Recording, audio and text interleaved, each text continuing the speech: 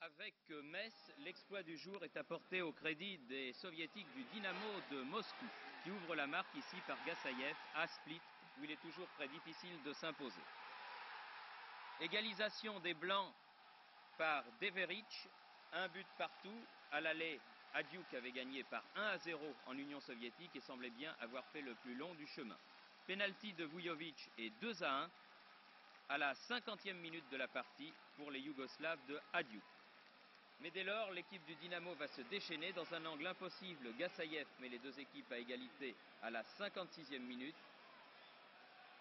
Puis à la 65e minute, remarquable coup franc de Boulanov. Les Soviétiques mènent 3-2.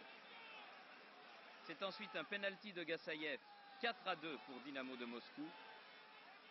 Et enfin, 5-2 grâce à ce but de Apsalis. Dynamo de Moscou a gagné 5-2 à Split et ça, croyez-moi, il faut le faire. Le Celtic de Glasgow, toujours difficile à manier chez lui dans les brumes écossaises, avec un superbe premier but de McCarvey juste avant la mi-temps à la 41e minute. Belle combinaison, une balle qui file devant le but, elle va sortir, non, car McCarvey encore lui est là, 2-0, 62e minute. Et à la toute dernière minute de la partie, c'est Max Stay qui marque le troisième but. On se relève pour ne pas être hors jeu, voilà. Et un joli coup de tête, typiquement britannique.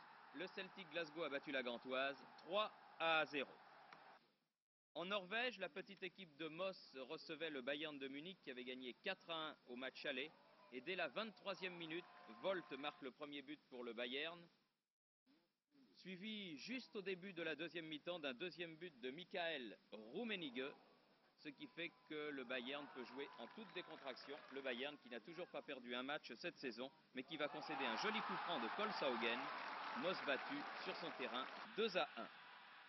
Enfin Messin, regardez bien, les jaunes, ce sont vos futurs adversaires, les joueurs du Dynamo de Dresde, qui vont marquer contre Malmö le premier but sur penalty par Hafner à la 13e minute. Le deuxième but par Minge, alors que le gardien de but de Malmö ne semble pas irréprochable sur ses actions. En deuxième mi-temps, troisième but signé Stubner, 52e minute. 63e minute, c'est Pils qui marque. Merci gardien. Et sur un penalty, à la 83e minute, les joueurs de Malmö vont sauver l'honneur, mais ils s'inclinent à Dresde 4-1.